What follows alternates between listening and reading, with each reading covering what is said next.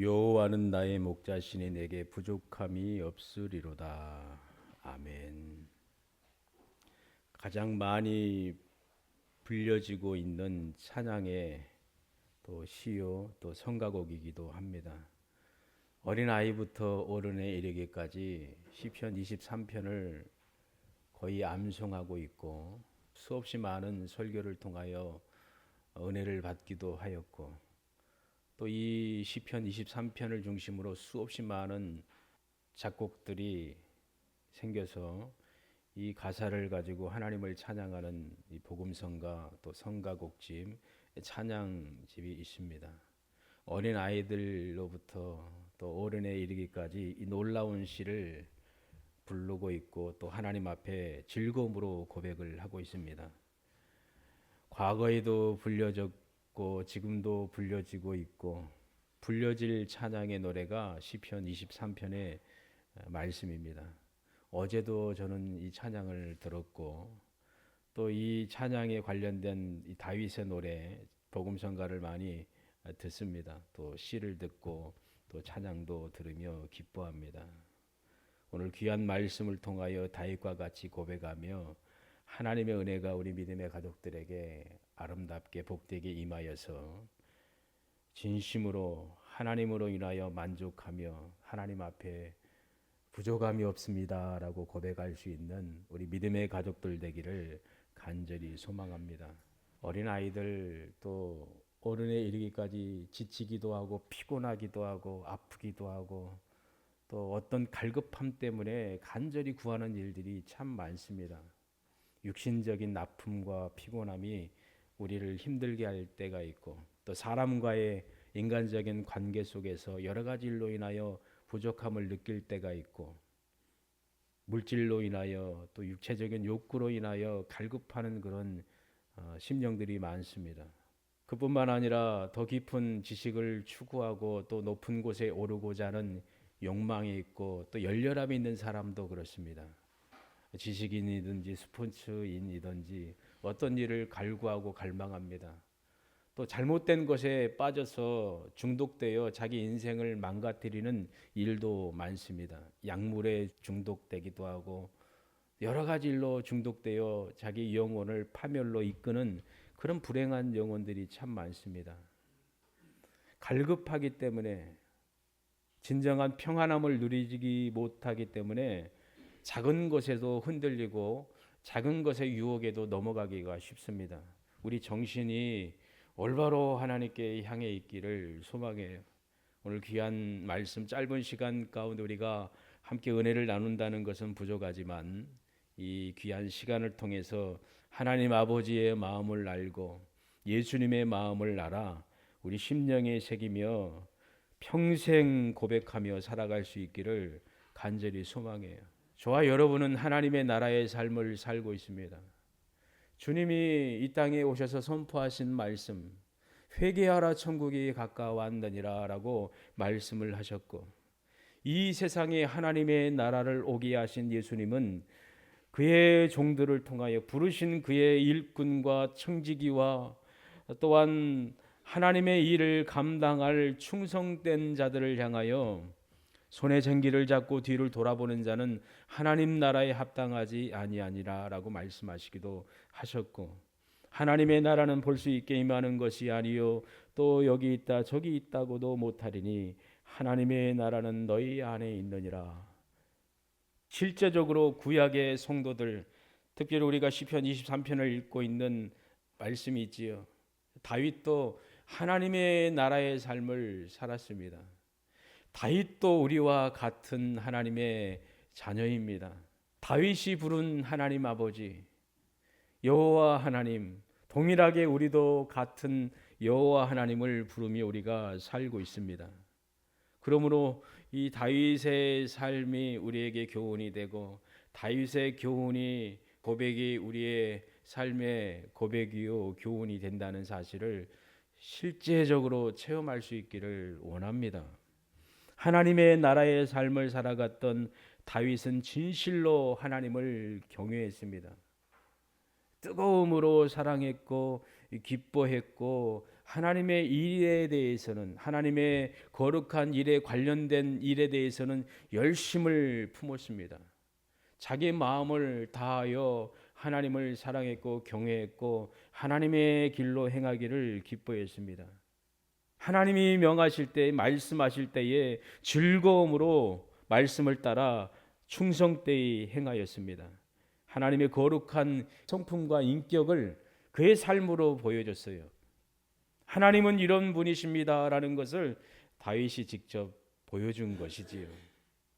용서가 무엇인지, 하나님 경외함이 무엇인지, 하나님께 헌신하는 것이 무엇인지, 말씀 가운데 살아가는 게 무엇인지, 때론 넘어지기도 하고 쓰러지기도 하고 하나님 앞에 죄를 범했지만 회개가, 진정한 회개가 무엇인지, 말로만 아니라 그냥 눈물 흘려서 그 순간이 아니라 행함으로 회개가 무엇인지, 하나님 사랑하는 것, 하나님의 백성들을 사랑한 게 무엇인지 실제적으로 보여준 분이 바로 다윗이지요.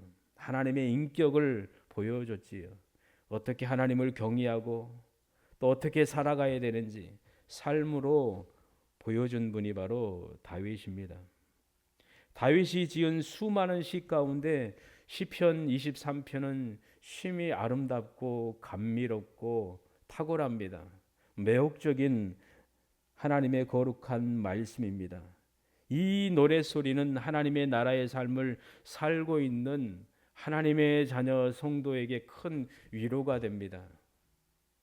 하나님의 일을 위하여 복음을 전하다가 고난이 닥칠 때에, 어떤 어려운 일이 있을 때에 이 시는 큰 위로가 되고 또 마음을 평온케 하는 노래가 되는 것이지요. 실제적으로 이 시로 인하여 위로받고 힘을 얻고 기운을 얻습니다. 슬픔에 빠진 영혼들, 하나님의 품에 돌아와서 다윗이 고백한 시를 하나님 앞에 고백할 때 참된 위로를 받습니다. 그 누구도 마음의 눈물, 또 겉으로 나오는 그 눈물 닦아줄 수 없지만 하나님만이 우리의 눈물을, 마음을, 슬픔을 위로해주고 눈물을 닦아주십니다. 경험해 보셨나요?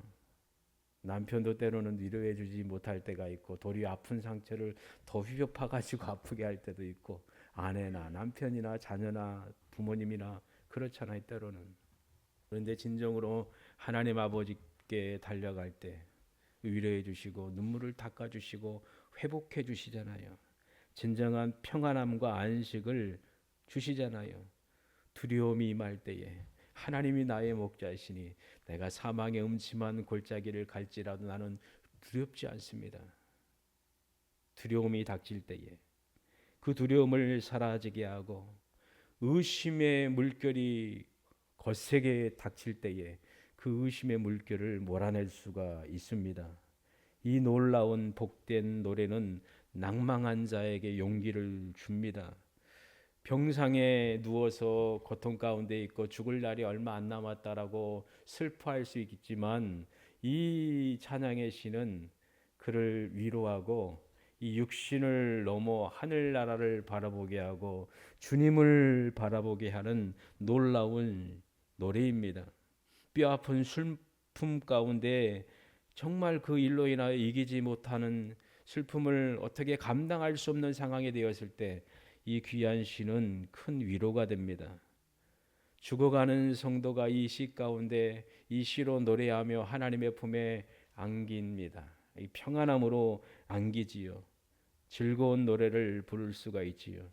시편 23편의 말씀은 다윗이 노년에 기록한 자기 인생의 모든 것을 경험하고 하나님 앞에 쏟아놓은 시입니다.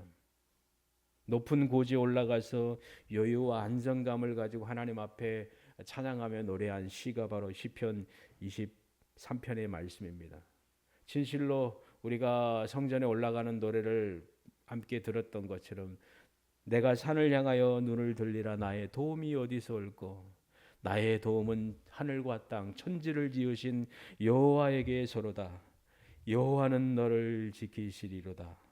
여호와께서 내 우편에 내 그늘이 되시나니 여호와께서 너의 출입을 지금부터 영원까지 지키시리로다. 이것을 경험했기 때문에 여호와는 나의 목자십니다.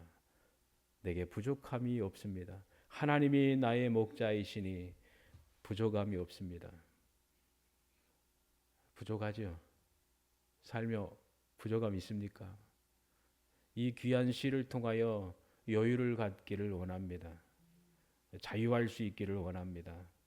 너무 분주하게 땅의 것을 바라보다 보면은 하늘을 못 바라보게 되지요. 내 욕심, 욕망, 여러 가지 일도 있지요. 내 지식도 있지요. 내가 갖고 있는 여러 가지 지식들, 어떤 위험한 일도 있다고 그래요. 열심히 연구하고 성경을 연구하고 탐구하고 발견하고 많은 것을 한다고 하지만 주의 뜰에 있으면서도 하나님의 일을 한다고 하면서도 하나님과 동떨어진 삶을 사는 자가 있다는 거예요. 곳간 안에서 굶주려 가는 쥐와 같이 진정한 안식을 못 얻는 분주함 가운데 이게 내가 하는 최고의 일이다라고 생각하며 그렇게 살아가는 영혼이 많다는 것이지요. 자기 영혼을 돌아봐야 되는데 돌아보지 않는 영혼들이 얼마나 많습니까? 다윗과 같이 자기가 행한 것, 자기가 이룬 것, 자기가 성공시킨 것을 자랑하지 않고 하나님이 내 목자이십니다. 내가 왕이 되어서 부족한 게 없습니다. 그런 거 아닙니다. 다윗과 같이 부요함과 존경과 많은 것을 누렸던 사람이 어디 있습니까? 그럼에도 그 모든 것 아무것도 아닌 거지요. 하나님만이 나의 최고의 만족입니다. 하나님이 나의 부족함을 채워주시는 분이시고 또 저는 하나님 앞에 부족함이 없습니다라고 고백할 수 있습니다. 이런 고백을 한 것이지요. 이 귀한 시가 여러분의 심령에 울리기를 바랍니다. 이 귀한 진리의 말씀이 우리의 영혼에 여러분의 목자이신 예수 그리스도께 이끌어 주시길 원하며 우리 영혼의 목자이신 예수 그리스도께서 우리를 푸르른 풀밭에 누이시고 맑은 시냇물가로 인도하여 주실 줄 믿습니다. 여러분의 영혼을 소생시켜 주시고 하나님의 영광의 이름을 위하여 여러분을 의의 길로 인도하셔서 순간순간마다 공급하시는 그런 은혜를 맛볼 수 있기를 원합니다.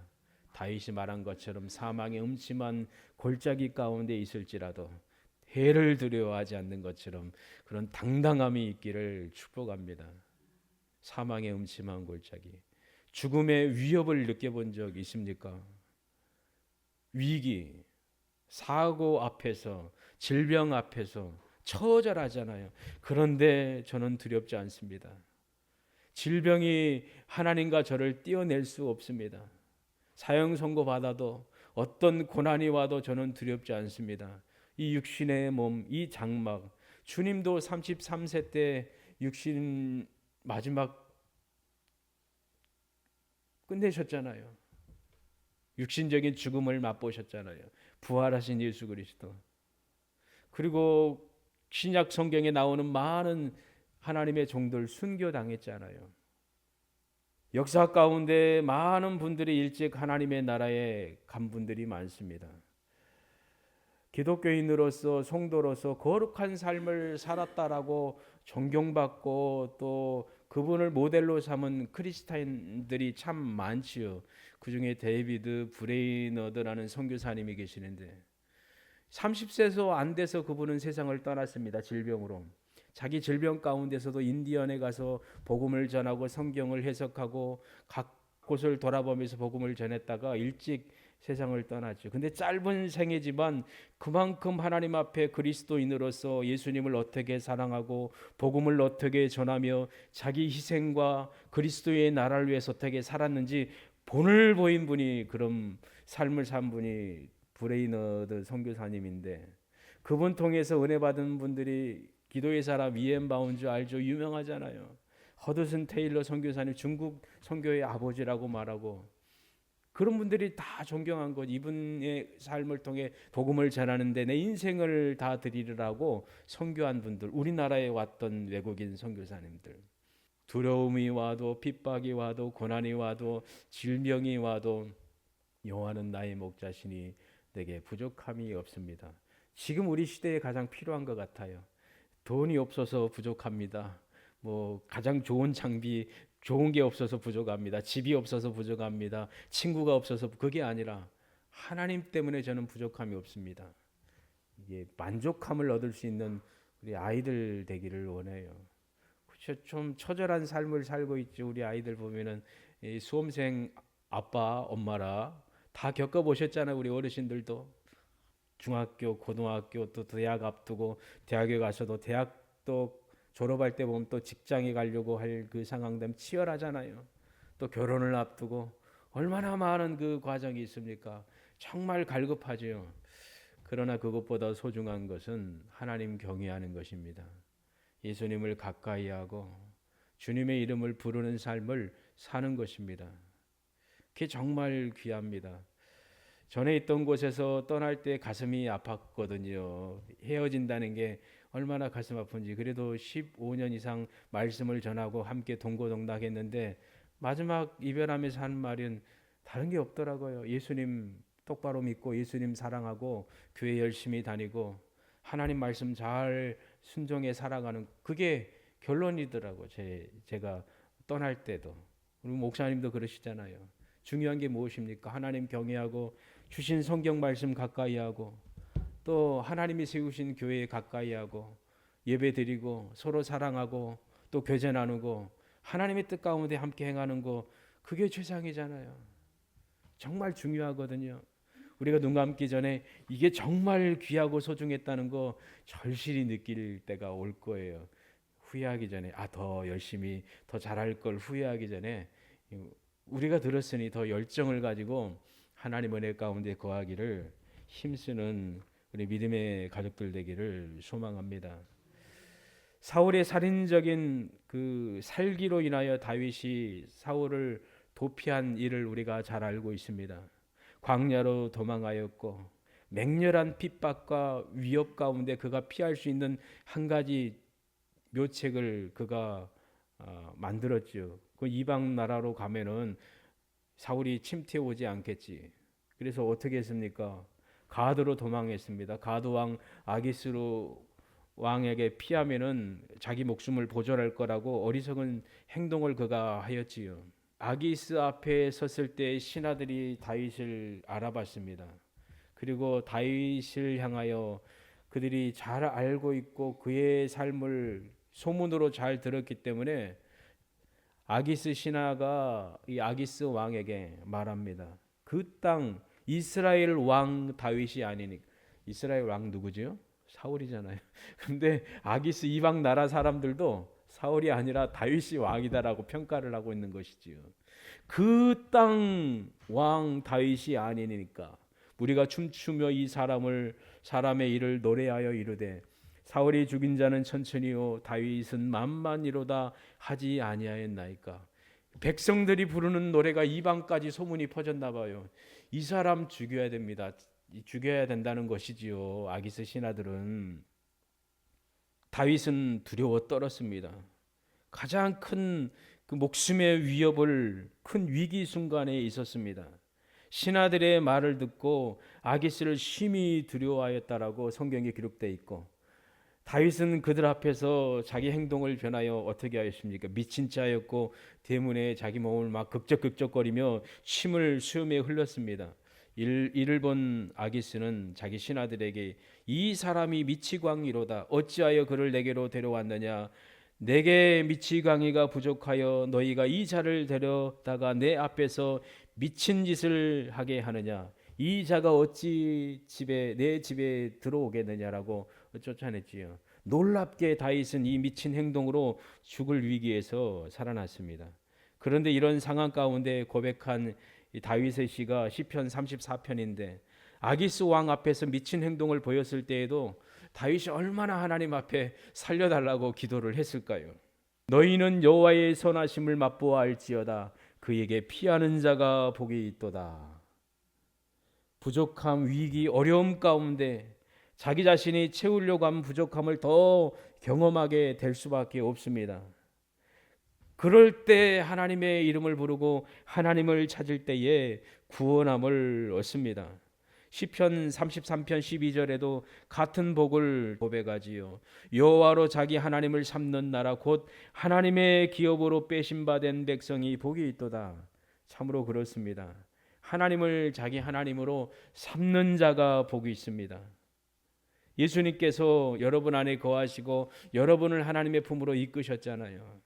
특별히 선택하셨잖아요. 하나님의 기업이요 자녀 삼아 주셨잖아요. 이런 복을 얻었기 때문에 하나님을 향하여 고백하며 하나님께 향하며 하나님의 자기의 나라를 삼을 수 있는 그 특권을 우리가 얻었잖아요.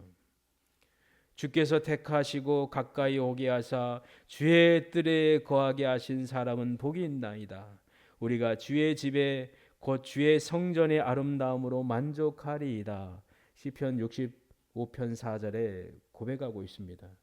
하나님께 나와 예배하고 말씀 듣고 또 하나님의 음성을 듣는 여러분이 복이 있습니다. 하나님께서 오게 하시고 주의 뜰에 거하게 하시고 주의 성전에 여기 앉아서 예배드리도록 하신 그 은혜 놀랍고 큰 복입니다. 여러분의 목자이신 하나님 아버지께서 여러분과 함께 하시고 가까이 하고 있다는 사실 참으로 놀랍고 기이합니다. 이런 특권을 우리가 얻었으니, 이런 은혜를 얻었으니 이 다윗의 고백을 하며 살아갈 수 있기를 원합니다. 여호와는 나의 목자십니다.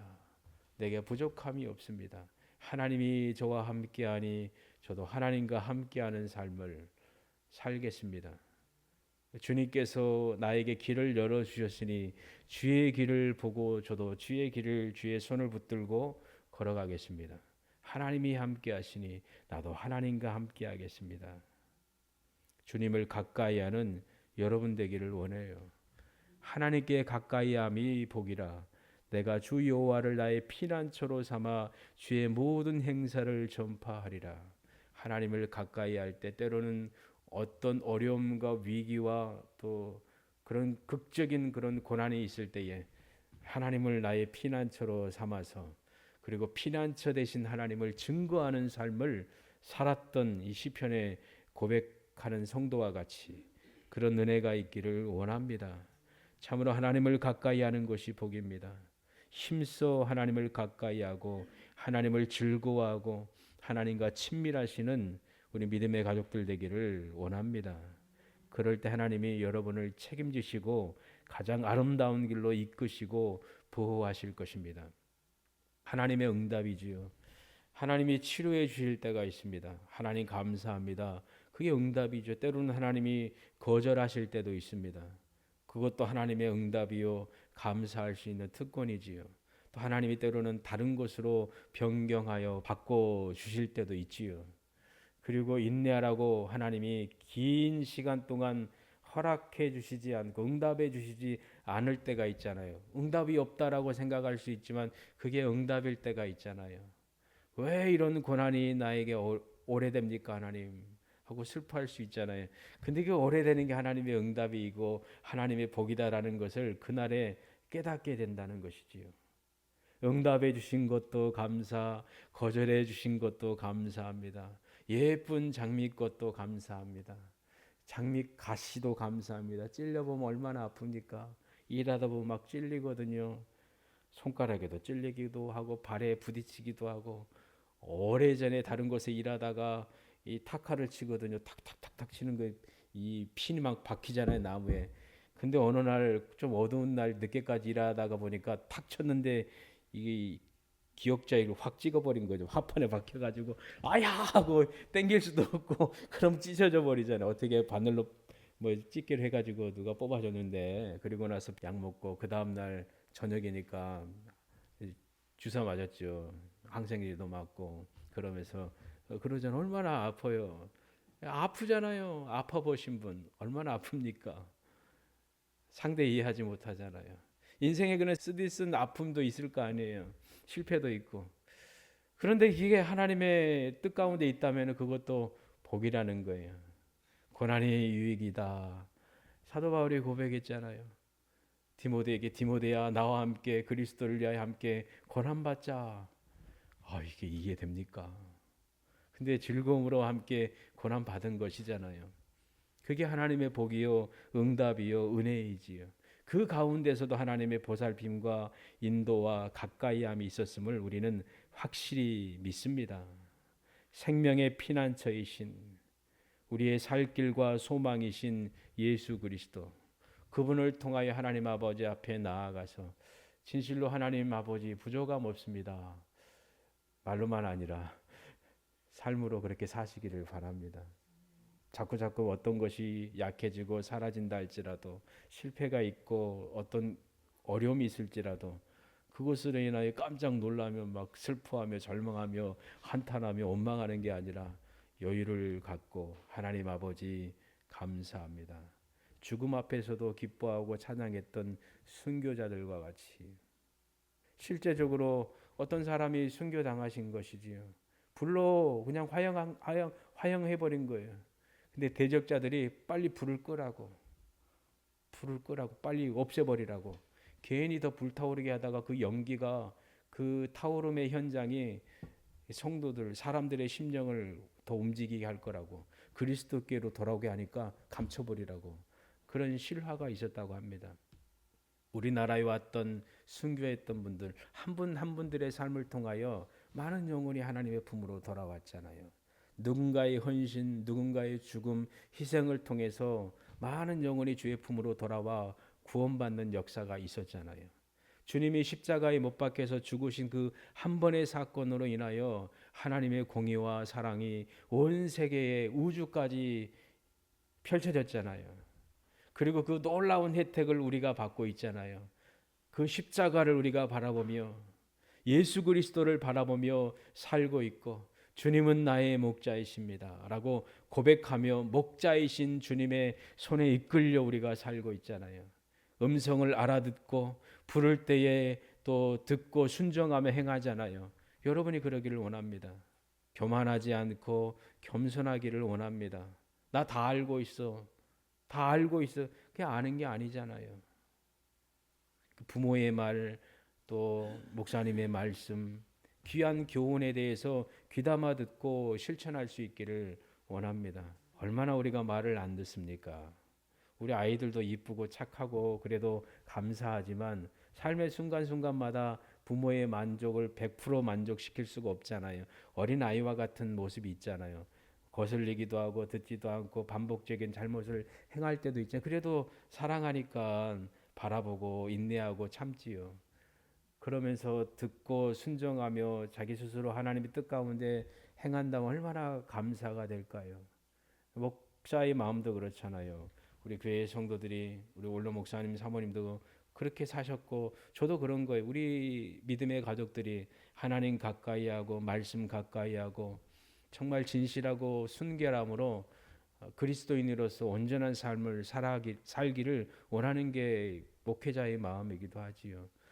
주님 더 가까이 하시고 주님 바라보시고 의지하는 여러분 되기를 원해요. 그게 가장 중요한 거예요. 마지막 날 우리가 붙들 수 있는 것은 예수님 한 분뿐이 없습니다. 내가 쌓아놓은 것 다 사라집니다. 잊혀집니다. 아무리 멋지게 만들어도 세워도 어느 순간에 녹슬고 사라집니다. 아랫지방부터 윗지방까지 대학교가 사라지고 있고 마을도 사람도 인구도 사라지고 있고 그 화려했던 대학들 다 문 닫아 가고 있다는 우리가 잘 알고 있고 가슴 아프잖아요. 인구가 줄어들어서. 외적인 멋진 웅장했던 것도 사라져 버리잖아요. 녹슬어 버리고 풀이 막 무성하게 올라오고 관리가 안 되니까.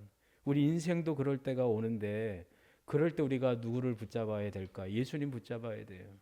여러분 자신 붙들어서는 안 됩니다. 여러분 믿음도 내가 확신할 수가 없다라고 그래야 돼요. 예수님만이 하나님만이 말씀을 가까이 하시고 들으시고 순종하시고 또 기도하시고 의지하며 의리하는 삶을 여러분이 살기를 바랍니다. 마지막으로 사도 바울이 데살로니가 성도들에게 항상 기뻐하라, 쉬지 말고 기도하라, 범사에 감사하라고 말씀한 것처럼 그 중간에 기도하라고 말한 것처럼 하나님과의 교제가 친밀하는 것이지요. 선한 목자와 함께 할 때에 삶 순간순간마다 불평하며 원망할 수도 있지만 감사합니다라고 말할 수가 있습니다. 사고가 나도 병이 와도 어떤 손해가 와도 하나님 아버지 감사합니다. 그럼 여유가 생기지요. 두려움이 없잖아요.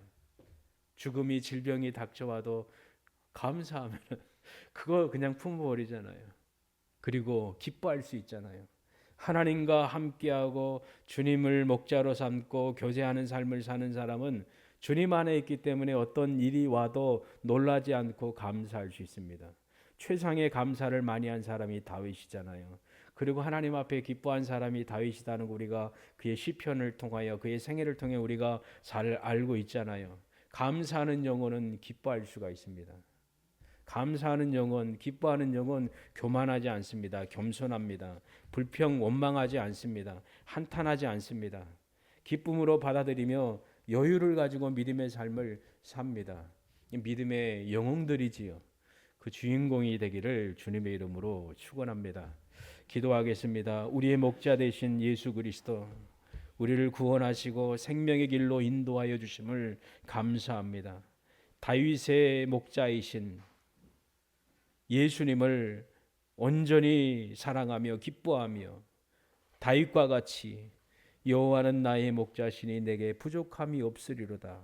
인생의 경험으로 하나님 앞에 고백한 신앙의 간증이었습니다. 찬양이었습니다. 노래였습니다. 우리의 삶도 순간순간마다 고백하는 고백 되게 해주시고 마지막 날 숨이 끊어지는 그때에도 여호와는 나의 목자시니 내게 부족함이 없으리로다. 부족함이 없습니다라고 고백하며 즐거움으로 찬양하며 복된 인생이 될 수 있도록 하나님 은혜 도와여 주시길 원합니다. 감사와 찬송을 올려드리며 예수님의 이름으로 기도합니다. 아멘.